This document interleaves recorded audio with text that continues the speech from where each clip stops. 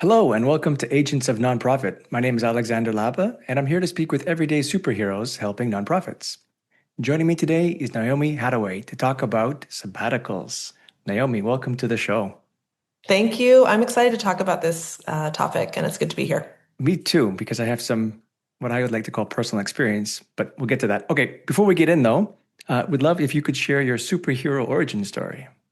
I love that. So I think that part of my superhero origin story is that I have always loved being part of a community and being a member that supports that community. Growing up, I was homeschooled before it was legal in the state of Nebraska in the United States. I was born to a black father and a white mother in the early 70s when it had only been 6 or 7 years after the passage of Loving v. Virginia, which made it legal in the United States and in various states to marry someone outside of your race. So we grew up kind of in a space of finding the people that could support kind of our quirky, weird life. And then as I got older, I realized that, oh, there was this thing called nonprofit sector where people did good work and supposedly got paid for it, although we can argue and talk about whether nonprofit salaries are good or not. But I guess my foray into the nonprofit world started after we had lived abroad. We lived overseas in India and Singapore, and we repatriated back to the United States, and I started working for a large international housing nonprofit and really got my feet wet with nonprofit work. We can talk a little bit more about this if you want, but the start of my work that I do now came when it was time to leave that organization. And I always say that I left loud, meaning that I talked openly about the reasons why I left instead of just saying I was, looking for a new opportunity or something. And that's really where everything started. I used my personal experience. I love learning from other people's experiences, and have taken a lot of that into consideration when developing the work that I do now. Awesome. It sounds like you and your family were pioneers almost, pushing forward the frontiers of, I love it. I think it's great. Yeah, it's wild to think about it. Your childhood's normal to you, right, as you're Right. going through it. But to look back on it, there are some defining moments where I'm like, my parents were really on the leading edge of doing things that they thought were best for us. And I think it's pretty special. Awesome. Leaving loud too is a great idea because I'm guilty many times of leaving softly, and I think most people are just you're kind of and not encouraged, but I don't know. There isn't enough encouragement to go the other way, to leave loud, to say, to be polite, to say, look, it's not working out for us. It's me, not you, kind of thing. Right. Versus, so I mean, if you could just define it in a sentence, because I'm sure people are curious, what would you mean exactly by leaving loud? Like, can you give us some examples Yeah. of what that meant? Yeah, so the reason that really prompted my leaving was the board at the time had decided that it was important to have a succession plan, which I also love talking about and I also feel strongly about. And the executive director named me as a successor. And this isn't an ego trip, what I'm about to say, because it wasn't really about me becoming the executive director. But what I realized was that she had no actual intention of doing any of the cross training, the knowledge transfer, the actual work of what a succession plan needs to have in place. And the secret, I guess, to the story is that that was in 2019. We're now 6 years later, and she is still the executive director. So my leaving out loud was really to talk to my team about, here's some things that I want to see the organization do better if we are truly holding to the mission.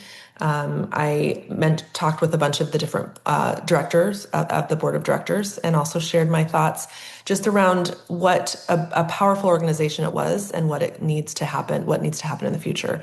So that's kind of my version of leaving loud. Like you said, not just having placation of it's me, it's not you. But instead saying, like, here are some things that to hold to the mission, the organization really could lean into. Talking about sabbaticals, let's talk about a definition first, because when I think of it, I think of the classic. I'm not sure if it's the template version of it, but it's the one that I know of. First, it's mostly for teachers, and it's teachers who decide at some point in their career they want to take four-fifths of a salary for 4 years. So they continue working for 4 years, take four-fifths of the salary, and the last fifth they take in the fifth year, which they then travel or do whatever with basically the same salary that they had for the past 4 years. That's as far as I know what a sabbatical means. I sometimes say I take a sabbatical years ago, it was about 10 years ago at this point. Really, it was an extended vacation where I said, you know what, I'm done with the corporate world. And I got a backpack and I traveled the world for 2 years, more or less by myself. Not really a sabbatical, but it's more adventurous to call it a sabbatical than just call it an extended vacation. So maybe we can start with what you consider to be a sabbatical. What is the definition of one?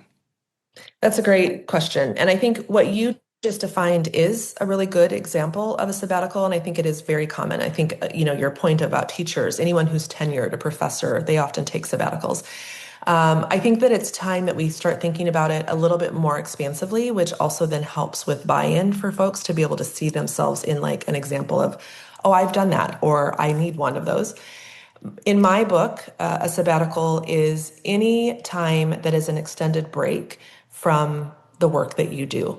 So sometimes that can look like a learning sabbatical. So it might mean that you are going off to a thing. It might be a retreat, it might be a learning opportunity, it might be a course. Sometimes I've seen nonprofits do swaps and call it a sabbatical, where they are swapping people into different organizations to do some cross training and some partnership work. I think at the bottom and the base of it is that it really is about personal rejuvenation. I think that when we're thinking really holistically, too, a sabbatical can also help inside of an organization to encourage shared leadership across staff. I think it also can really help to have an organization look at it as an investment in people. We'll talk about this more, but burnout, retention, all of those things are some outcomes or some things that you're leaning towards not having as much burnout, having more retention when we think about sabbaticals. Extended break. I like that idea. So then, by that definition, what I did do was a sabbatical. So I Yeah, appreciate being yeah, included in that. yeah. Okay, so learning, retreat, possible course, swapping is interesting. I never considered that one. Personal, I mean, except for the swapping one, it all sounds very similar. So it's extended break. So is there a particular time limit? You said extended period of time. Like, is that, I mean, typically people take 1, 2, 3, maybe a month of vacation. So is there I'm sure it's a gray zone, but is there any particular marker that says this is now should or could be considered more of a sabbatical than just a holiday? And is there an upper limit as well to that Yeah. duration? Yeah. So one of the things, I'll answer your question in a couple of different ways. One of the things that often comes as a barrier or a block for organizations who are talking about sabbaticals is they will say, but we have unlimited PTO. So why would we also need a sabbatical policy? So I think that kind of the way to address that is to first do some data crunching to look at your stats. How many people that are at your organization have used their unlimited PTO and in what capacity? Most organizations that I have worked with who have unlimited PTO still have burnt out staff. And it's because they haven't identified and really formalized what that normalization of PTO looks like. They're not encouraging their people to take time. And some of the ways that you can encourage if you have unlimited PTO in your one-on-ones with your team, encourage a Friday afternoon. If people are having a hard time taking PTO, start small. The other thing that you have to do, and I'm getting a little bit off track, but the other thing you have to do is make sure that all of your people managers are speaking from the same set of language around PTO and how we, as your organization, use it. Going back to your question about sabbaticals, I think that 8 to 12 weeks is really the amount of time that is the most effective, but that's kind of a minimum. I think 4 weeks as a sabbatical process is too short. If you've taken a vacation recently, you kind of come back with like, now I need a vacation from the vacation. You just have started to sink into the rejuvenation or the rest that you were looking for on that vacation, and it's already time to go home. And I think that's the same thing about like a 4 week time frame. I think anything over 4 to 5 months gets to be a little long. It also starts to really challenge reintegration. It also starts to shift the culture of team dynamics when you're gone for that long. A team has basically reinvented themselves in your absence. And so coming back after 4 to 5 months can be a little bit challenging. So I think the sweet spot is 8 to 12 weeks. Okay. Is this kind of initiative, this sabbatical, is it normally triggered by executive directors? Is it only executive directors? Is it staff? Like, is there anybody who is everyone basically allowed or should be considered to take a sabbatical, or is it only mostly reserved for the executives? What typically happens is we see it only reserved for executives, which is an equity issue. But I hesitate to say too much and beat on that drum too much because otherwise we end up then saying, well, we won't do it at all because we don't know how to effectively offer it to everyone. So, what I think is a better way to address it is to talk about tenure at an organization. The other thing that you can think about is what is the style of the work that you're offering. So, if you are direct service, if you are street outreach, if you're frontline in the work that you do, your team may be more at risk for burnout. And it might not need to be a 5 to 7 year kind of a tenure before they're eligible for sabbatical. So I would just encourage you as you're listening, depending on what kind of work that your nonprofit does, really think about that in maybe in correlation with tenure. Most organizations will offer sabbatical as a policy, something that they can take advantage of after they've been there for 5 to 7 years. Some do 7 to 10, some are upwards of 10 years. So sometimes what then happens is by default, that ends up only being your executive team because your frontline staff, your program staff, what have you, aren't necessarily there that long. So really thinking about it from a capacity, burnout retention standpoint is probably easier. The question that I always get to is why don't more nonprofits even do sabbaticals in the beginning? I think that you have a board structure, that oversees decisions like policies and budgets and those kind of things for nonprofit. And a lot of board of director members are very much not in the mind frame of wanting to approve sabbaticals. And so there is a huge problem. And then you also have the other issue of funding. I think that we glamorize burnout as commitment in nonprofits. And so nonprofit culture then really equates martyrdom with mission alignment, which is a huge problem. And then I think boards, what I hear a lot of is boards say, well, that sets a precedent that we don't want to uphold. Or boards will say it signals like a stepping back when we still have work to do. How could we possibly say someone can go away for 4 to 5 months when we are already at capacity and our work is so important? I think that really, too, what this all boils down to is the need to look at sabbatical planning as sustainability planning and the long-term capacity of an organization instead of just the one person that might call and say, I need a sabbatical or I need some time off. I might have gotten way off the question that you even asked. Yeah, and it's all good though, because you pulled out a number of threads that I definitely want to tug on a bit further. Funding, burnout, sustainability. Let's start with, so if it's mostly, and at the moment at least, for executives, is it usually the executives themselves that say, I'm getting tired, I'm heading toward burnout, I need a sabbatical? Or is it mostly, in this case, the board of directors that says, hey, this ED is really not doing so well. We should encourage them to do a sabbatical. Who's initiator? Who's a trigger of Mm. considering doing a sabbatical? Yeah, I have rarely seen a board chair be the initiator unless that board chair has also themselves been an ED or a CEO of a nonprofit. A lot of times, board members are from the corporate world, and sabbaticals are not as common, I don't think, in the corporate world when you think about it from a rest, rejuvenation, retention standpoint. And so I think that the EDs and the CEOs are the ones that are calling me and saying, how could I possibly begin to broach this topic? Because the other natural fear is if I'm a CEO at a nonprofit and I go to my board chair and I ask for a sabbatical, they're going to, number one, think that I am maybe not as competent in my job if I'm tired or burnt out. Number two, they might think that I'm going to be leaving. That also happens when you broach the topic of a succession plan in your organization. And so, really, I'm glad that we're having this conversation, Alex, because from a funding standpoint, funders need to be hearing this, and they can also be the one to broach this. They can offer sabbatical, and I'll mention some good examples in a little bit, but funders can be a beautiful initiator of the conversation as a kind of neutral third party, especially if they're coming with some grant support. But typically, it is the executive director who broaches the conversation. Because the boards are typically hesitant or reluctant to approach it or to initiate it, are there certain measures or certain wording or certain ways that the ED can approach the board to be able to make their message more effective? To say, okay, I really Yeah. am heading toward this burnout. We let's invest in a sabbatical. What would be some ways that they could do that? Yeah. I think one thing is it's all about delivery, right? It's all about the communication process. What I think works really brilliantly is finding a couple of examples, either from your community geographically or from kind of mission aligned organizations that you can offer as an example. You can say, I'm so excited to see that there's these three organizations that are in our community that recently implemented a sabbatical policy, and I'd really like to talk about doing the same at our organization.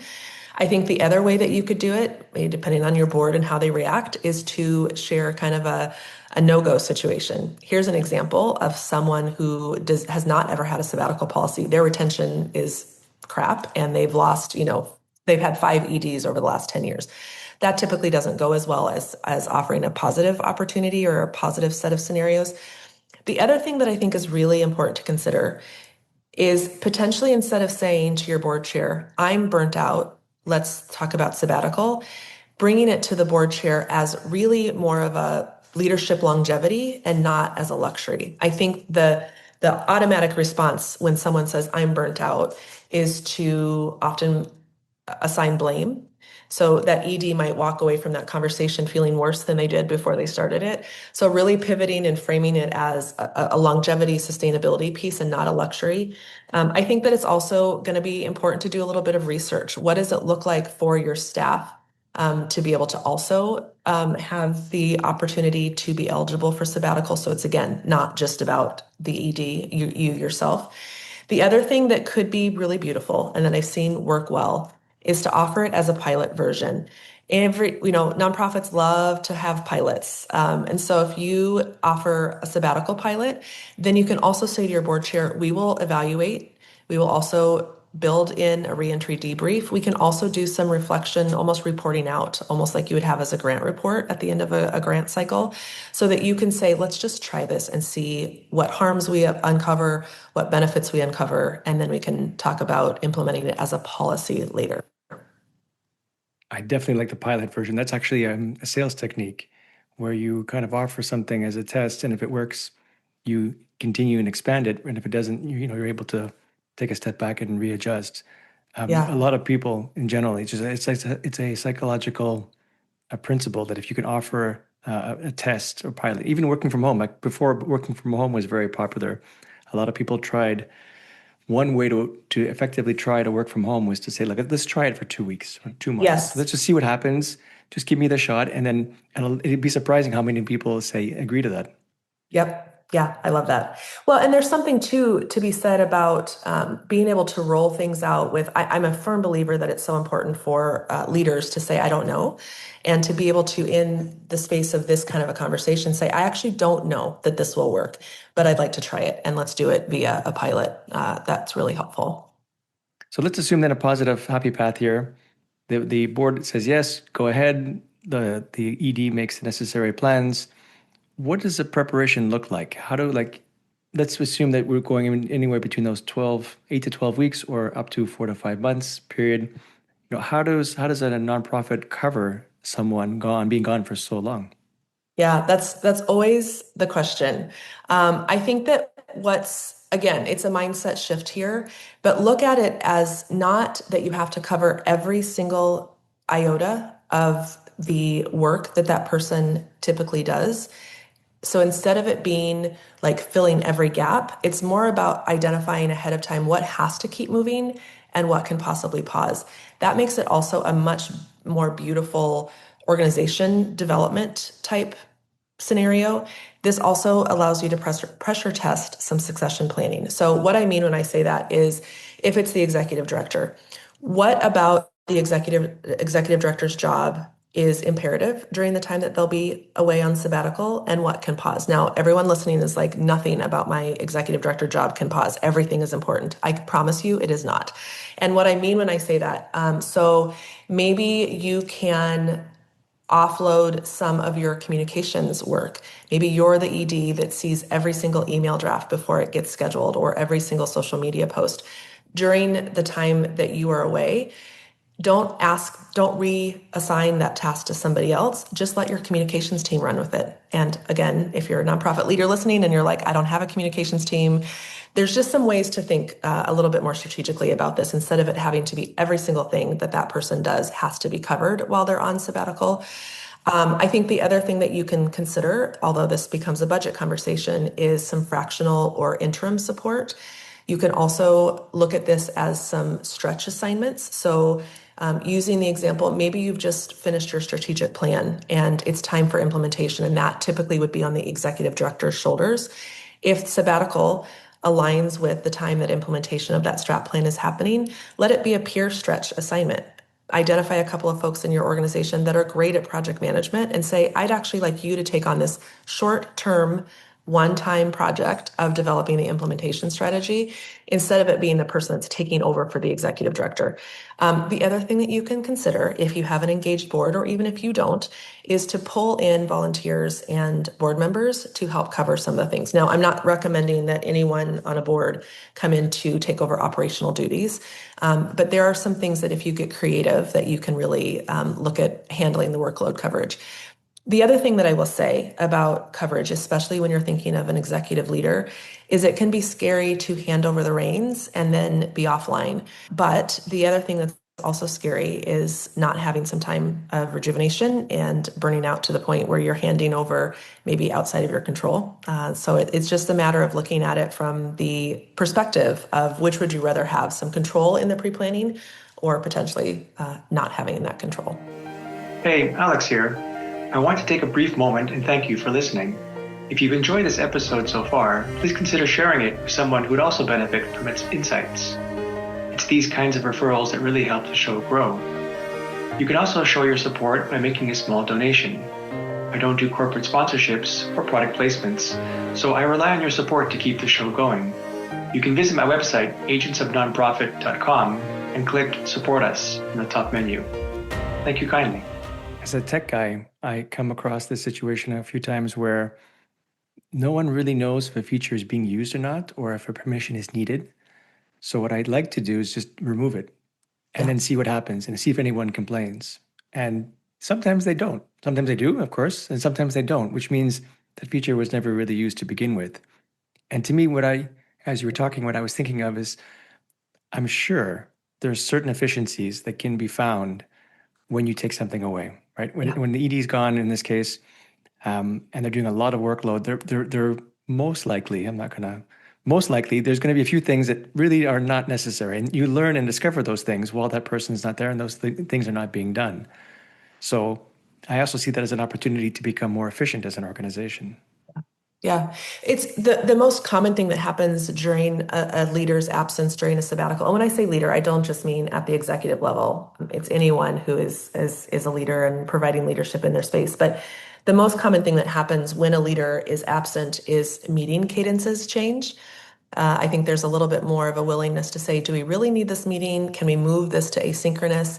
The other thing that's beautiful about having a leader absent is it allows other people to step in. So one thing I recommend during sabbaticals is that you don't over prescribe who's going to be responsible for every last thing. Let people stand in the gap and let people self-nominate themselves. It's beautiful to watch meeting cadences change when you ask someone else to lead the meeting, when you ask someone else to create the agenda. A lot of meeting times shorten. So we see a lot of meetings go from an hour to 30 minutes. We see a lot of meetings go from weekly to once a month. And I don't think that's a bad thing. The other thing that's great too, you're talking about tech audits are really a beautiful thing to think about. Not that it has to happen during a sabbatical, but it's another beautiful thing to just ask your team, what are we using? What are we not using? What are we not using to the full extent? And how can tech help support a sabbatical? That'd be a whole, I don't really have a lot of great answers there, but that would be a whole another deep dive that would be fun to take, is how can tech support a sabbatical? I was considering asking you that question about AI these days, but we can. But just to finish that one topic, is there any particular time frame where it makes sense for a leader to take a sabbatical? Because I imagine if there's a new project on the horizon or just finished, I mean, there are different times of the year or different moments where you may want to consider delaying your sabbatical or taking it now because there's a big thing coming on the horizon and there's a gap between now and then. Yeah, I've seen a lot of folks plan it out so they're doing it before something big happens. So before a capital campaign is launched, before a strat plan process is started. Some will even take it before new board members are onboarded. So I think it is important to look at your calendar and look at what's upcoming. Do I think that it's impossible for an executive leader to take a sabbatical in the middle of something big like that? No, especially if it's in a burnout prevention mode, if there's something else going on that needs to be addressed. I don't think it's impossible. But I think that while where and when you can, it is best to plan it around big chunks of things that your team would be tasked with. I do have, though, a recent example of an organization where I came in as the interim during a combined sabbatical and then parental leave. It was coming right off the heels. We finished the strategic plan 2 weeks after the executive director left on sabbatical. And so the team was tasked under my leadership as an interim to roll out the strategic plan and do the implementation. The other thing that happened during her leave was the turnover of the president in the United States, which for this specific nonprofit caused some distress. And what I think the big learning lesson there was you as a nonprofit leader have established and created and curated an amazing team, and you need to just let them do their work and come together and coalesce around whatever the challenge is. So I guess it's kind of a non-answer there, Alex, but plan when you can, but it's not dire if you end up needing to have a sabbatical happen when something big is going on. Yeah, if the goal really is about leadership longevity, which I actually love that expression, and preventing burnout, then you're right. I mean, you do it when you can. You try to plan it when you can, but you do it if you when you must, kind of thing. Yeah, and I think one thing that's very important for anyone who's listening and thinking about implementing a sabbatical policy, you do need to be very specific and lay out how many people can be gone at once. You don't want to just say, once you've hit 5 years of tenure, for example, at this organization, you're eligible. You have to make sure that you're staggering those sabbaticals. Otherwise, that's not a good situation. But otherwise, the timing can be flexible. I didn't ask this question, but it just popped into my head. Is there a like I imagine it's is it every sabbatical if you're with an organization? Let me start again. So one question that came to mind was I always had the perception of sabbatical as a one-time thing, but I just realized there's no actual limit to it. I mean, if you're with an organization for 20 years, you could be eligible and maybe you want to have more than one sabbatical. Is there a particular cadence, like between sabbaticals? There's a certain period of time. Should it be like the same 5 to 7 years we talked about from day one? Every 5 to 7 years you can do it again, or is there yeah, any kind of frequency over the course of a long-term career? How often you can or should take a sabbatical?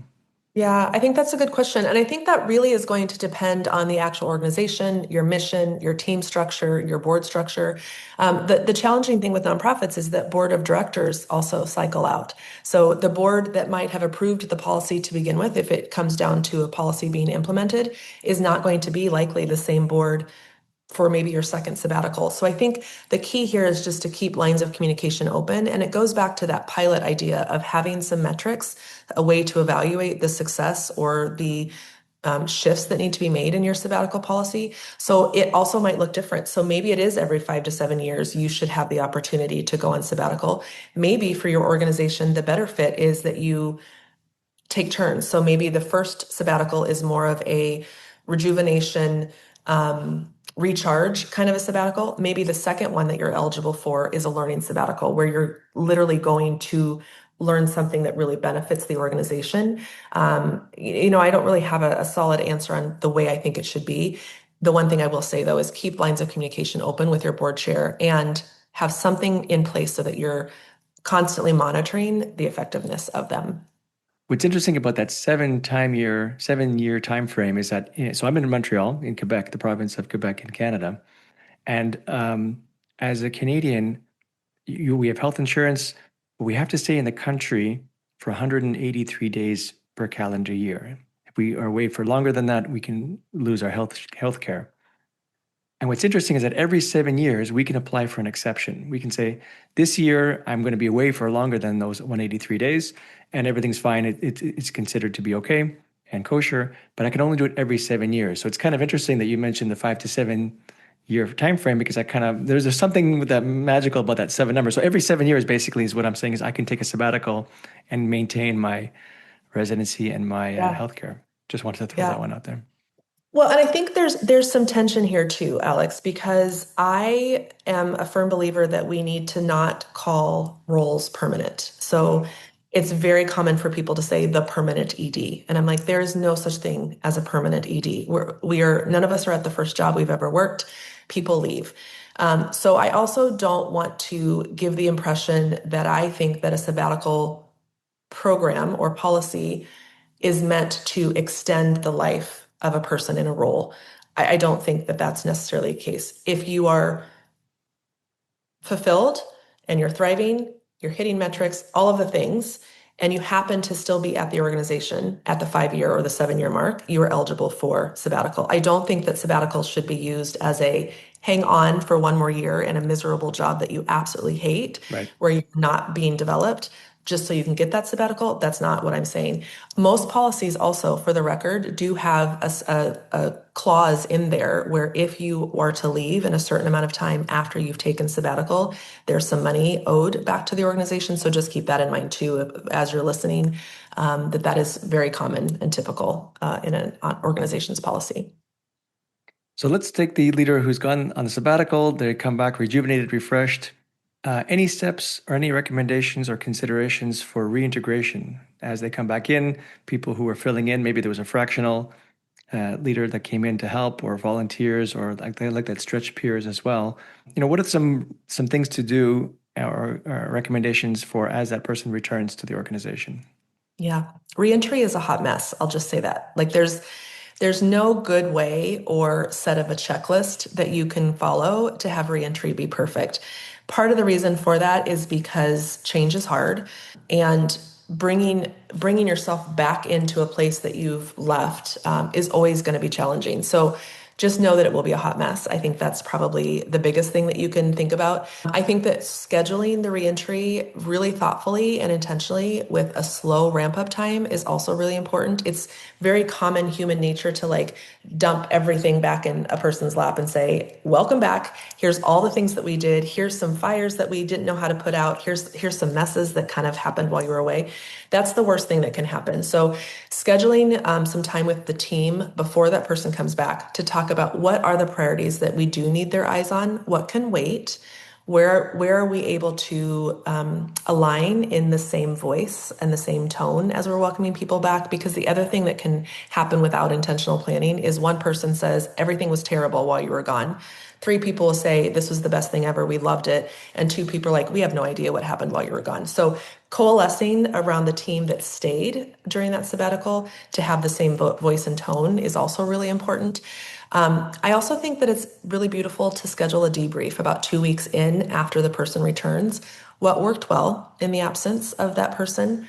What did they learn? And what do they most want that leader who was gone to know about that time can be really beautiful and really thoughtful. I think it's also important for the leader, especially the one that's gone away, to normalize that there will be shifts in leadership style, vision, and rhythm. Like that happens all the time. The person comes back and they get upset about like, where's this, standing Monday, 8 a.m. meeting? And the team has identified a much smoother, more efficient way to run it. So just normalizing that as well. The biggest piece, if you take nothing away though, for reentry is have it be slow.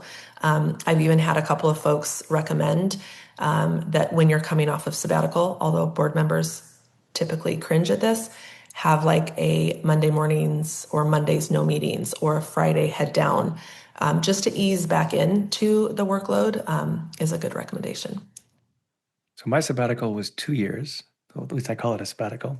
Beyond the 4 to 5 months we're talking about, it took me a long time to get back into the throes of things. Like I was thrown back into an office shortly thereafter, in a suit, 9 to 5. Like I Mhm. couldn't. I made it 3 months before I said, "This, I can't do this anymore." But I think the wiring in my brain changed over that period of time. So even if you're gone for obviously for less, up to 4 or 5 months, I can understand and appreciate how it takes a bit of time to reintegrate and just get your brain back to, oh yeah, I used to do this. I remember how this works, but without being thrown into the pool, so to speak. Yeah. I think that goes also to a point that a natural reaction to taking time is that some people might come back with clarity that this isn't the right fit. Mm. And I think normalizing that to your point of you lasted 3 months, you tried, and you had realized something during your time away that encouraged you to say this wasn't the right fit. So, um, while I do think that sabbaticals can help with staff retention and morale, it's not a fix. It's not something that you implement so that people stay. I think that what I have found in my work is that people stay where they're treated like whole humans. And so I think the other piece of that is that you have to think about how do you implement and normalize sabbaticals for people of all levels at your organization, and not just for the top tier, quote unquote, of executive levels. The other thing that you can do, you don't have to implement a 4-month sabbatical policy. You can also have rest modeled as a leadership practice inside the normal efforts of working, whether that is no meetings or no calls until 10 a.m. or Wednesday afternoons we jump offline and we are reading a book together, or summer Fridays. There's a lot of different ways that you can normalize rest as a leadership practice instead of having to go to the full on version of implementing a sabbatical policy. I think this also comes into play, talking about tech again, scheduling emails. Maybe you're a person that likes to work on Saturdays. Don't send the emails on Saturdays. All of those little things can help normalize rest as a leadership practice and a way of nonprofit culture in your organizations. Since I got back from my sabbatical, I officially take only about 2 weeks, maybe 3 weeks of vacation per year. And the reason for that is exactly what you said. I don't do meetings before 10 a.m. I make sure I've got enough downtime to feel rested. So, and I love what I do, which of course they say, when you love what you do, you don't work a day in your life. But there is a bit of work involved, obviously. The idea being is that as long as you're not getting to the point of getting toward burnout, you're able to sustain it over a longer period of times. I don't feel the need to put the laptop down, the phone down for more than it's 2 times 1 week, basically, in the summer and during the holidays. Other than that, I'm always going to be on call. So there's something totally to be said about just keeping the workload sustainable over the long period of time, because that will definitely help everyone over the long period of time, and maybe avoid the need for sabbaticals altogether. You mentioned funding earlier on, and I definitely wanted to touch that because it definitely, well, for smaller organizations, I can see that's more of a challenge. How would you address funding issues? A person being away, replacing people when funding is really a consideration. Yeah. One of the big things that I worry about when talking about sabbaticals is, especially if we're thinking about it as a burnout prevention. So the scenario is you send one person away to have a sabbatical, and then you quote unquote overwork everyone else to fill in the gap for them. And so there are some really specific strategies that I think need to be thought about, and then all of them require some money. So the thing, though, that I feel is true is that sabbaticals cost less than a turnover. All the stats show that it costs, upwards of 2 to 3 times someone's salary to replace them. When you think about the search and onboarding, the knowledge transfer you've lost, all of those things. So sabbaticals do cost less than that. What I love seeing is when an organization is bold enough to budget 1 to 3% of their annual budget, which I know a lot of folks listening are going to be like, there's no way possible, but into a leadership resilience fund. That can cover a lot of different things.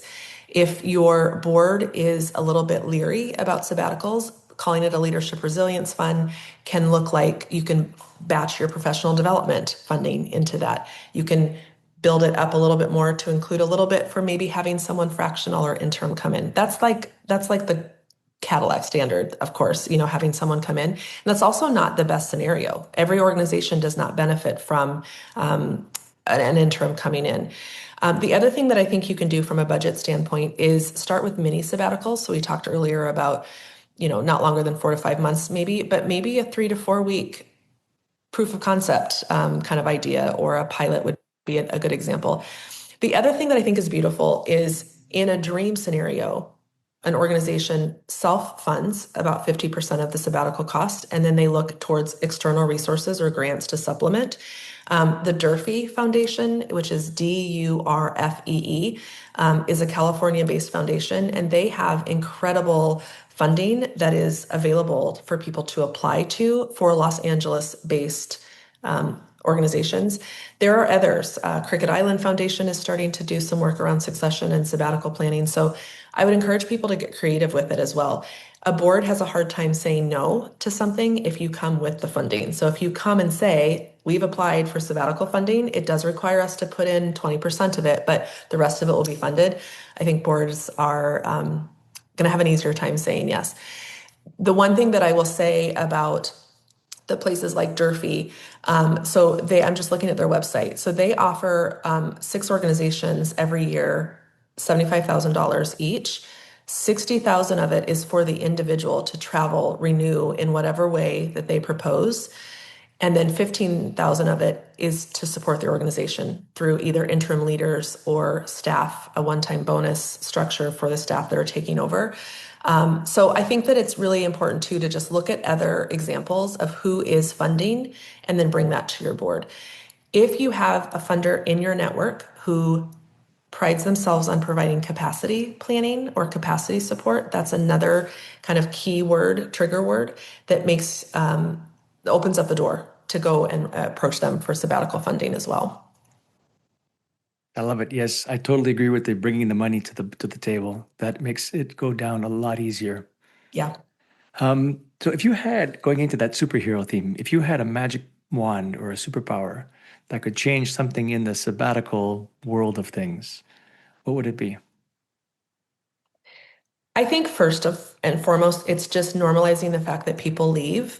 And then once we can agree on that reality, then we look at in this kind of secondary bubble underneath it, what can we do to make sure that the policies that we have in place support the humans that we've entrusted our work with? And so maybe that's a long-term sabbatical. Maybe it's a 4-week pilot. Maybe it is developing some cross training inside of your organization so that when someone does need to leave, it's not as much of a fire drill.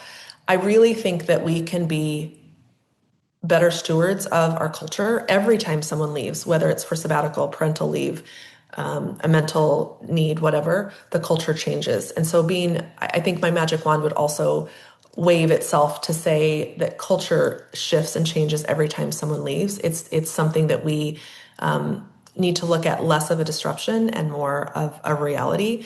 And we can design for all of those things. We can design very intentionally. Program design, my gosh, you can choose and you can decide to give your program staff some breaks. You don't have to run from program to program to program.